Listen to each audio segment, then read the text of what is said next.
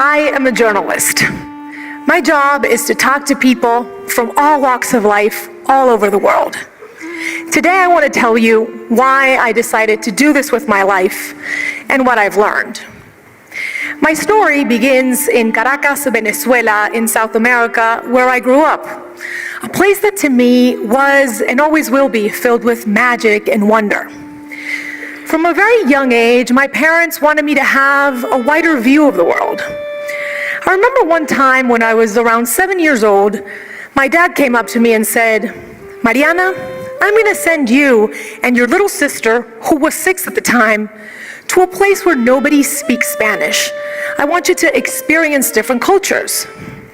He went on and on about the benefits of spending an entire summer in this summer camp in the United States, stressing a little phrase that I didn't pay too much attention to at the time: you never know what the future holds. Meanwhile, in my 7-year-old mind, I was thinking we were going to get to summer camp in Miami. Maybe it was going to be even better, and we were going to go a little further north to Orlando, where Mickey Mouse lived. I got really excited. My dad, however, had a slightly different plan. From Caracas, he sent us to Brainerd, Minnesota. Mickey Mouse was not up there. And with no cell phone, no Snapchat or Instagram, I couldn't look up any information. We get there, and one of the first things I noticed was that the other kids' hair was several shades of blonde, and most of them had blue eyes. Meanwhile, this is what we looked like. The first night, the camp director gathered everyone around the campfire and said, "Kids, we have a very international camp this year. The Atencios are here from Venezuela." The other kids looked at us as if we were from another planet. They would ask us things like, "Do you know what a hamburger is?" Or, "Do you go to school in a donkey or a canoe?" I would try to answer in my broken English, and they would just laugh. And I know they were not trying to be mean. They were just trying to understand who we were and make a correlation with the world they knew. We could either be like them or like characters out of a book filled with adventures like Aladdin or The Jungle Book. We certainly didn't look like them. We didn't speak their language. We were different. And when you're 7 years old, that hurts. But I had my little sister to take care of, and she cried every day at summer camp. So I decided to put on a brave face and embrace everything I could about the American way of life. We later did what we called the summer camp experiment for 8 years in different cities that many Americans haven't even heard of. What I remember most about these moments was when I finally clicked with someone. Making a friend was a special reward. Everybody wants to feel valued and accepted, and we think it should happen spontaneously, but it doesn't. When you're different, you have to work at belonging. You have to be either really helpful, smart, funny, anything to be cool for the crowd you want to hang out with. Later on, when I was in high school, my dad expanded on his summer plan, and from Caracas, he sent me to Wallingford, Connecticut for senior year of high school. This time, I remember daydreaming on the plane about the American high school experience with a locker. It was going to be perfect, just like in my favorite TV show, Saved by the Bell. I get there, and they tell me that my assigned roommate is eagerly waiting.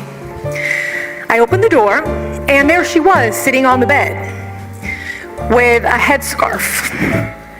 Her name was Fatima, and she was Muslim from Bahrain, and she was not what I expected. She probably sensed my disappointment when I looked at her because I didn't do too much to hide it. See, as a teenager, I wanted to fit in even more. I wanted to be popular and maybe have a boyfriend for prom. And I felt that Fatima just got in the way with her shyness and her strict dress code. I didn't realize that I was making her feel like the kids at summer camp made me feel.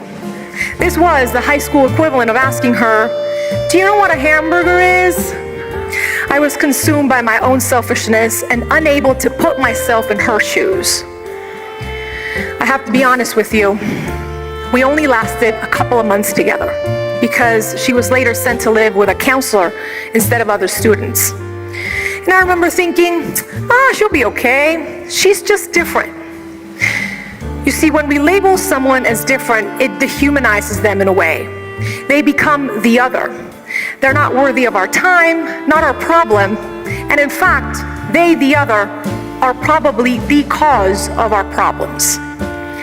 So how do we recognize our blind spots? It begins by understanding what makes you different, by embracing those traits. Only then can you begin to appreciate what makes others special. And I remember when this hit me, it was a couple months after that. I had found that boyfriend for prom and made a group of friends and practically forgotten about Fatima until everybody signed on to participate in this talent show for charity. You needed to offer a talent for auction. And it seemed like everybody had something special to offer. Some kids were going to play the violin, others were going to recite a theater monologue. And I remember thinking, we don't practice talents like these back home. But I was determined to find something of value. So the day of the talent show comes and I get up on stage with my little boombox, I put it on the side and I press play, and a song by my favorite emerging artist, Shakira, comes up. And I go, whenever, wherever, we're meant to be together. And I said, my name is Mariana and I'm gonna auction a dance class. And it seemed like the whole school raised their hand to bid. My dance class really stood out from like the 10th violin class offered that day. And going back to my dorm room, I didn't feel different. I felt really special. And that's when I started thinking about Fatima, the person that I had failed to see as special when I first met her. She was from the Middle East, just like Shakira's family was from the Middle East. She could have probably taught me a thing or two about belly dancing, had I been open to it. Now I want you all to take that sticker that was given to you at the beginning of our session today, where you wrote down what makes you special, and I want you to look at it. If you're watching at home, take a piece of paper and write down what makes you different. You may feel guarded when you look at it, maybe even a little ashamed, maybe even proud. But you need to begin to embrace it. Remember, it is the first step in appreciating what makes others special. When I went back home to Venezuela, I began to understand how these experiences were changing me. Being able to speak different languages, to navigate all these different people and places, it gave me a unique sensibility. I was finally beginning to understand the importance of putting myself in other people's shoes. And that is a big part of the reason why I decided to become a journalist. Especially being from a part of the world that is often labeled the backyard, the illegal aliens, third world, the others. I wanted to do something to change that. It was right around the time, however, when the Venezuelan government shut down the biggest television station in our country. Censorship was growing, and my dad came up to me once again and said, "How are you going to be a journalist here? You have to leave." And that's when it hit me. That's what he had been preparing me for. That is what the future held for me. So in 2008, I packed my bags and I came to the United States without a return ticket this time. I was painfully aware that at 24 years old, I was becoming a refugee of sorts, an immigrant, the other, once again, and now for good. I was able to come on a scholarship to study journalism. And I remember when they gave me my first assignment to cover the historic election of President Barack Obama. And I felt so lucky, so hopeful. I was like, yes, this is it. I've come to post-racial America, where the notion of us and them is being eroded and will probably be eradicated in my lifetime. Boy, was I wrong, right? Why didn't Barack Obama's presidency alleviate racial tensions in our country?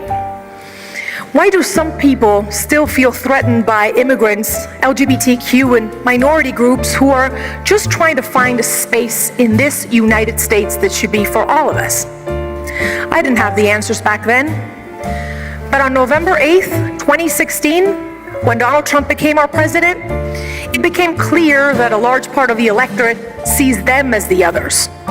Some see people coming to take their jobs or potential terrorists who speak a different language. Meanwhile, minority groups oftentimes just see hatred, intolerance, and narrow-mindedness on the other side. It's like we're stuck in these bubbles that nobody wants to burst. And the only way to do it, the only way to get out of it, is to realize that being different also means thinking differently. It takes courage to show respect. In the words of Voltaire, I may not agree with what you have to say, but I will fight to the death to defend your right to say it. Failing to see anything good on the other side makes a dialogue impossible. Without a dialogue, we will keep repeating the same mistakes because we will not learn anything new. I covered the 2016 election for NBC News. It was my first big assignment in this mainstream network where I had crossed over from Spanish television. And I wanted to do something different. I watched election results with undocumented families. Few thought of sharing that moment with people who weren't citizens, but actually stood the most to lose that night.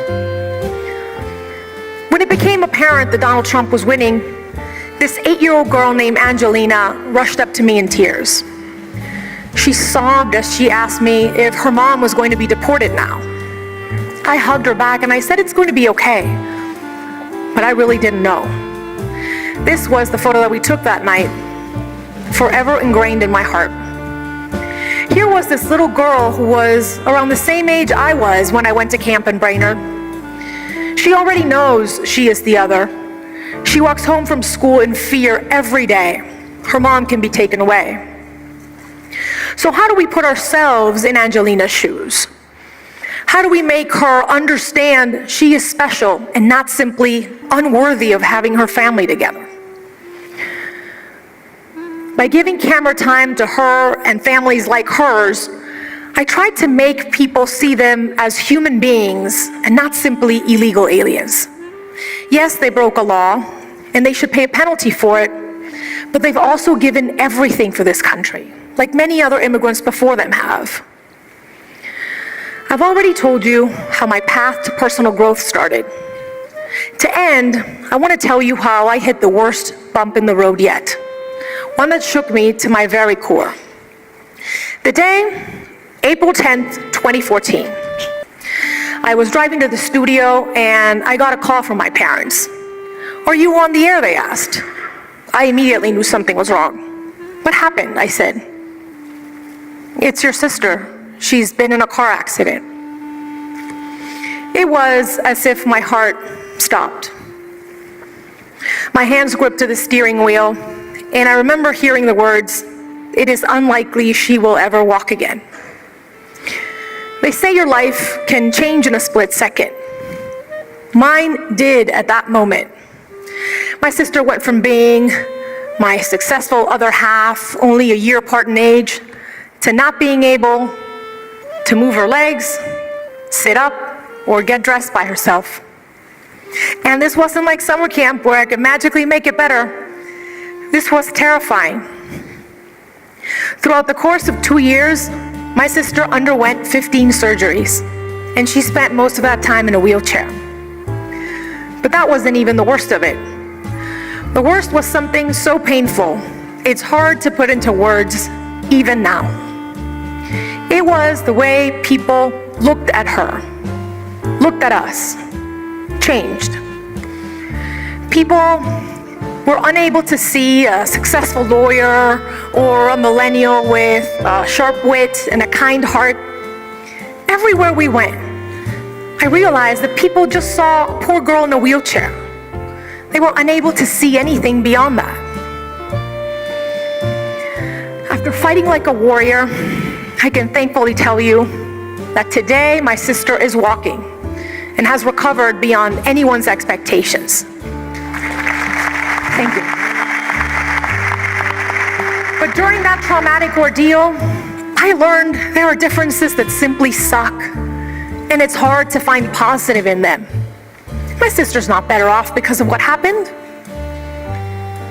But she taught me you can't let those differences define you. Being able to reimagine yourself beyond what other people see, that is the toughest task of all, but it's also the most beautiful. You see, we all come to this world in a body.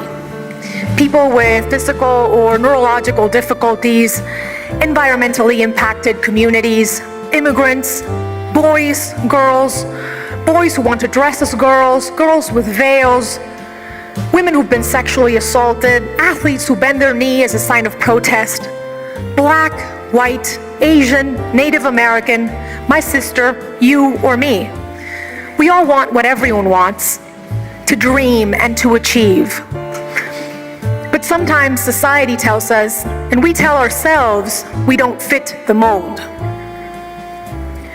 Well, if you look at my story, from being born somewhere different, to belly dancing in high school, to telling stories you wouldn't normally see on TV, what makes me different is what has made me stand out and be successful. I have traveled the world and talked to people from all walks of life. And you know what I've learned? The single thing every one of us has in common is being human. So take a stand to defend your race, the human race. Let's appeal to it. Let's be humanists before and after everything else. To end, I want you to take that sticker, that piece of paper where you wrote down what makes you different, and I want you to celebrate it today and every day. Shout it from the rooftops. I also encourage you to be curious and ask, what is on other people's pieces of paper? What makes them different? Let's celebrate those imperfections that make us special. I hope that it teaches you that nobody has a claim on the word normal. We are all different. We are all quirky and unique, and that is what makes us wonderfully human. Thank you so much.